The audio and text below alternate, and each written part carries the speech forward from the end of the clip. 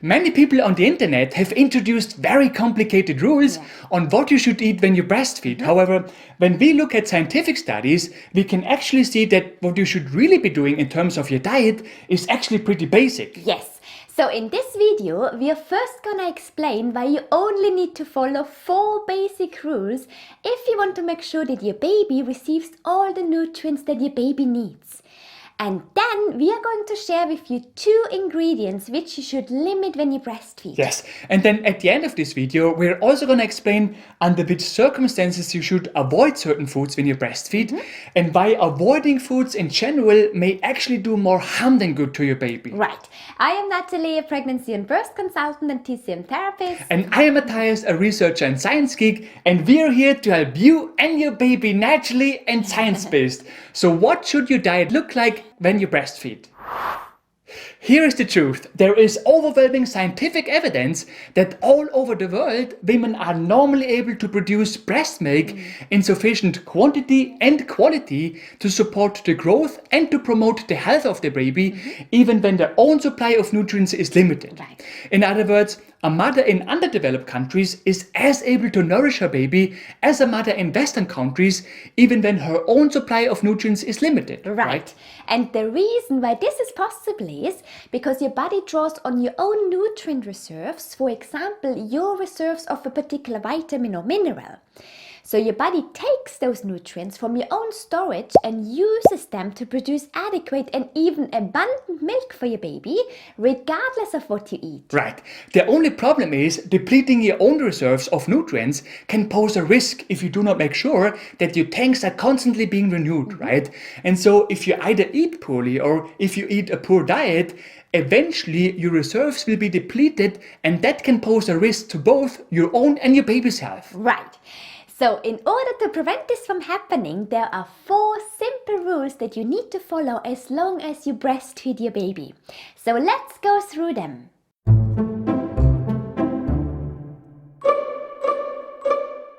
It's not very difficult to satisfy that feeling of hunger, right? Every fast food can do that. However, maybe you too have experienced situations in which you just ate a big fat burger with fries. Oh, Schnitzel. Or schnitzel, of course. Yeah. If you're from Austria like we are, then you would probably go for a big fat schnitzel instead, right? At least I would. Me too. Me too. Anyway, so you just ate a big fat burger with fries or schnitzel. You seem extremely stuffed, but then after only just 1 hour has passed, you suddenly feel hungry again. Right. Well, that's because you mainly gave your body macronutrients, which are carbohydrates, fat and protein. But what your body really wanted are not only just macronutrients, even more important are micronutrients such as vitamins and minerals, right? Right. And so when we say eat healthy foods when you breastfeed, what we mean are foods that do not only mostly contain macronutrients. Yes, instead we mean foods which also provide your body with micronutrients to fill up those nutrient reserves of your body because, as already explained, your body draws on those tanks in order to produce the most nutritious milk possible for your baby. Right. And since different kinds of foods provide your body with different kinds of micronutrients, you also want to make sure that you eat a variety of healthy foods. In fact, the US Committee on Nutritional Status during Pregnancy and Lactation recommends eating a wide variety of breads and cereals, grains, fruits, vegetables, milk products and meats or meat alternatives each day when you breastfeed.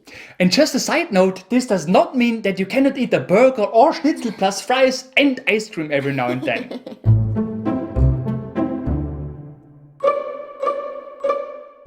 When we say that micronutrients are important, we don't mean that you should not get any macronutrients, okay? Yeah.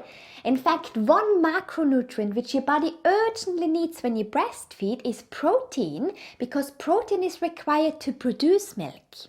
Because of that, many scientists recommend an extra 25 grams of protein per day on top of your normal diet. Yes, therefore, when you choose foods to eat, go for foods which are rich in protein, such as lean meat, tofu, nuts, seeds, beans, lentils, and eggs. On top of that, the American College of Obstetricians and Gynecologists also recommends eating fish or seafood 2 to 3 times per week. Right. However, when you do, please make sure that you stay away from fish which contains high levels of mercury. Examples here are king mackerel, big-eye tuna, shark, and swordfish.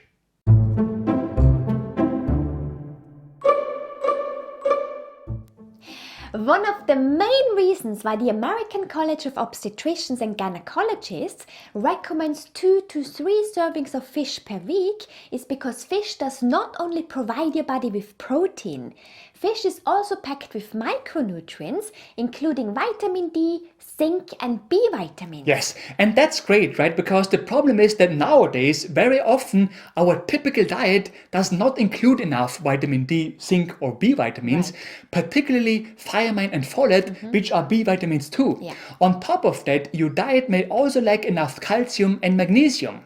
However, it's difficult to say that in general because it very much depends on your diet and where you live, right? Still, if you are deficient of one of those nutrients, it can pose a health risk to you and your baby as your reserves deplete, which is why your doctor may recommend taking supplements. So please ask your provider if it does make sense to take any supplements in your case.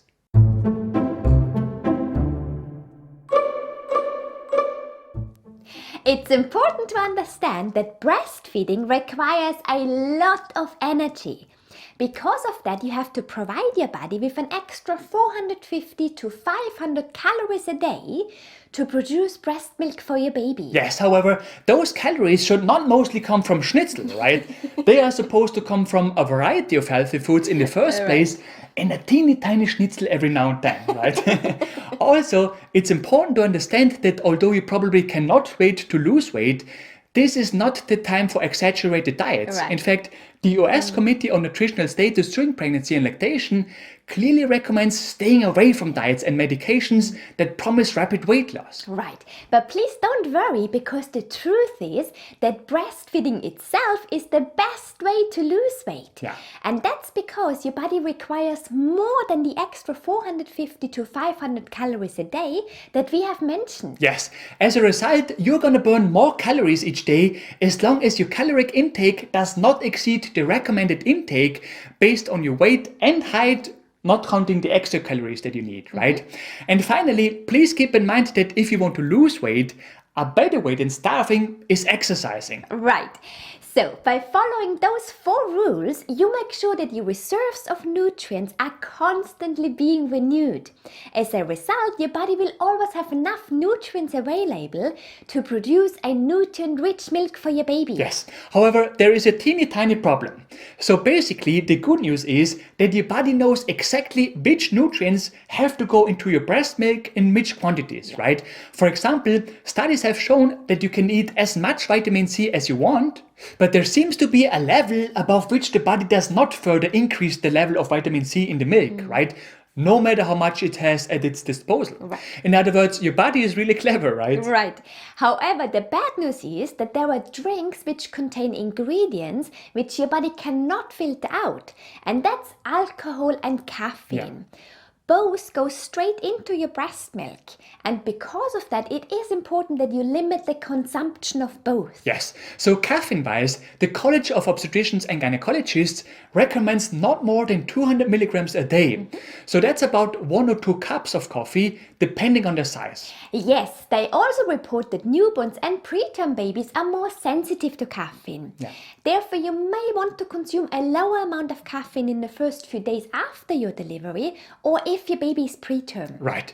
And then alcohol-wise, the College of Obstetricians and Gynecologists says that it is okay to have an occasional drink every now and then, but they clearly recommend waiting at least 2 hours before you start breastfeeding again, right? It's also good to know that the alcohol will leave your milk as it leaves your bloodstream. In other words, there is no need to express and discard your milk.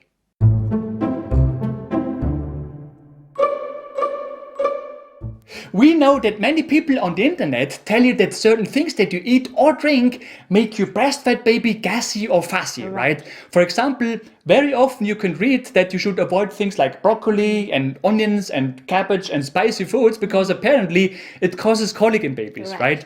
Well, let me tell you that there is absolutely no scientific evidence whatsoever that supports these theories. In fact, there is also no scientific evidence that foods that cause a mother to be bloated and gassy cause the same problems in babies. So that's that. Right.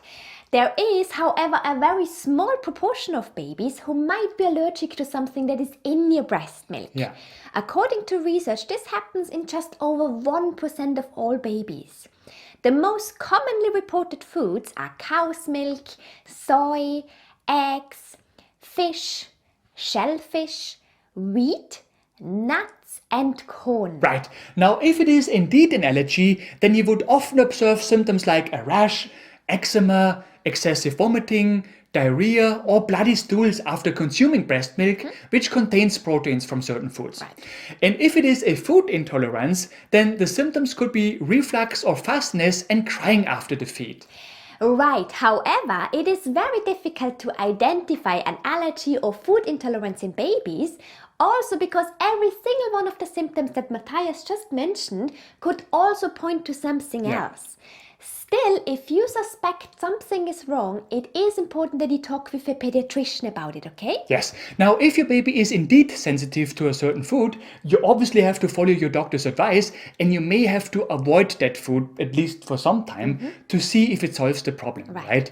In general, though, we do not recommend just eliminating the foods that we just mentioned, like cow's milk, soy, eggs, etc. from your diet without consulting with your doctor first. Just because those foods are commonly reported to cause allergic reactions in babies, right? Right. The reason is that there is a growing number of scientific studies which have found that early life exposure to allergens could actually be beneficial to avoid allergies in the future. Yes, in fact, those scientists found evidence that high levels of exposure could cause the immune system to be better educated. However, this only seems to be the case if that exposure happens in early infancy. So please keep that in mind. Yes. And then there is one final thing to keep in mind. Please note that what you eat can also change the flavor of your breast milk. For example, if you eat lots of garlic for dinner and then breastfeed your baby, your milk will have a garlicky taste too. And this could cause all sorts of reactions in your baby. Yes, some babies get fussy, some babies might drink less or even deny a breast, and then there are babies who just love it. So please keep that in mind. Right. We really hope that you have found this video helpful. If you did, we would be super grateful if you could leave us a like or even a comment in the comment section below. Yes, and for more useful tips and tools on pregnancy and baby related topics, make sure to subscribe to our channel and to the bell.